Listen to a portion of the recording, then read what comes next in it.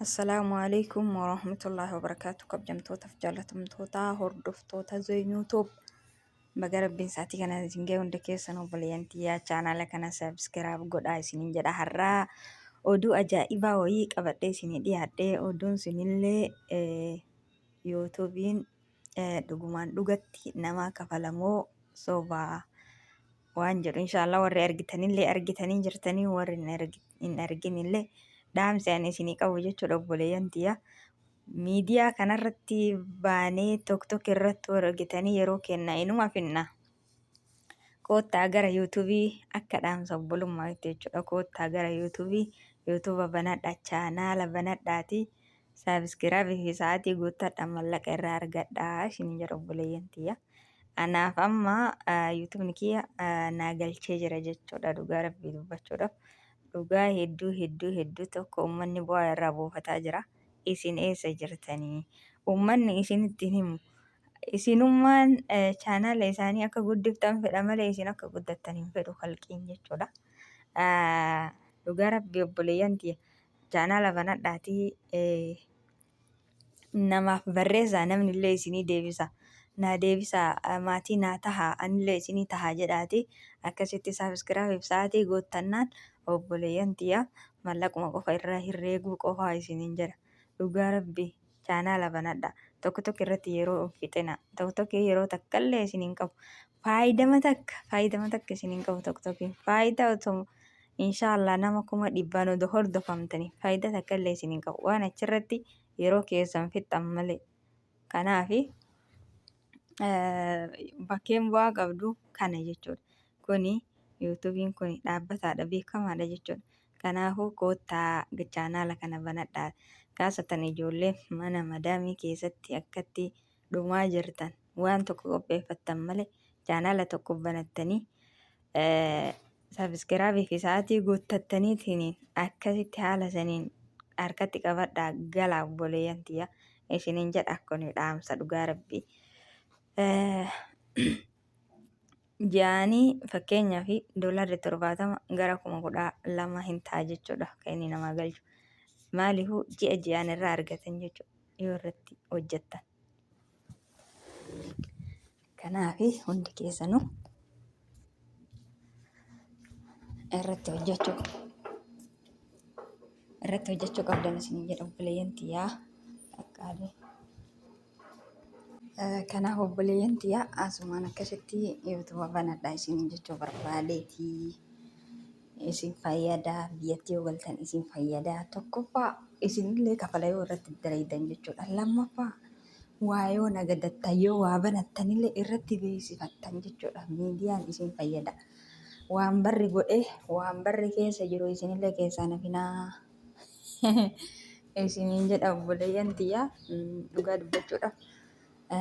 Namni akkuma viidiyoo isaanii daawwannu fedhan malee keezii yuutuubii kana keessa jiru namaaf sharaxa godhuu hin barbaadan namaaf ibsuu hin barbaadan jechuudha. Isiniin galee namoota tokko malee. Silaa warri feemasoonni gugurdoonni kun osoo guddatee rabbi tokkochi gugurdaan kamaal nuuf saabskiraayib godha jedhaniini achi mil'ataniitu isin ilaalan. Garuu rabbiin guyyaa tokko isinillee isinuma guddisa jechuudha dhugaa dubbachuudha. Wallaahi hin guddattani. Kanaafuu banadhaa warri banachuu barbaadan yuutuuba yoo banattan jechuudha. Warri banattanii qabdanillee saabskiraabii naa godhii. Anillee saabskiraayib sii godhaa jedhaatii koomentii jalatti barreessa. Warri hin banatinillee banadhaatii saabskiraabii nu godhi jedha. Saabskiraabiillee isin godhaa waan qabuun chaanaala qabuun saabskiraabii isin hin godha isinillee ni jajjabeessaa gadanda'e jechuudha. Kanaafuu jabaadhaa wal jajjabeessinaa tokko irratti yeroo keessan hin fixinaa yuutuuba kana naannessaa.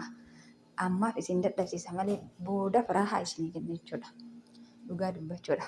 Ji'aan irraa lakkaa'achuu qofaa isin jedha mallaqa. Yoo irratti dalagdan yoo dalagdan waa gadhiiftan jechuudha. Kanaafuu dhugaa dubbachuudhaaf of hin gatinaa warroonni biyya namaa kana keessatti turtanii baay'ee kaasatan warri duraan dhuftan jechuudha. So yuutuuba kana banattanii baay'ee isin fayyada.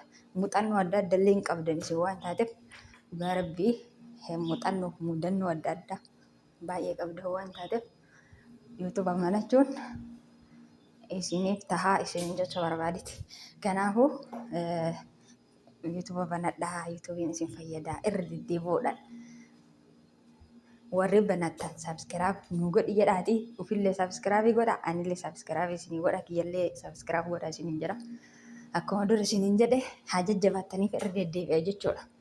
Kanaafuu jajjabaadhaa yaa shamarran keenya, yaa dhiirota keenya hundi keessanuu waan tokko harkaa qabaachuun dirqama. Irratti beeksifattanii waan fakkeenya uffata wayyoo nagaddan irratti beeksifattanii hiriyoota dhufee isinirraa bitaa, isinirraa xalabatanii waa hedduuf isinii qoricha akkanumaan qafoo jawwaalaa baattanii hin deemina. Waan tokko harkaa qabaachuu qabdan. Kunuu daldala ajaa'ibaati. Miidiyaa tokko banattanii ulaagaa isaa guuttattanii imeela paaspoortii isaa jabeeffattanii jenna.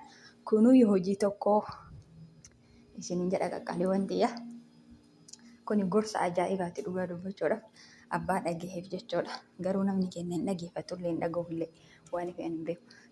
Namuma bichaaf tufuu hin ta'in abboleeyyan ta'e nama bichaa jala hin deemina. Ufii keessanii mataa keessanillee nama isin ilaala. Ufii keessaniif yaalii godha. Nama isin jajjabeessa. Kanaafuu namuma jala deemtanii namuma bichaa ilaaluuf hin fiigina. Tokko irratti yeroo keessan hin fixina. Kanaafuu chaanaala tokko banadhaati irratti hojjetadha isinillee akka namni irratti hojjetutti. Wallaahi maaliif nama jala deemtan kalaas namni sunillee namuma isinirraa dalagataa jiru isinillee irraa dalagadha.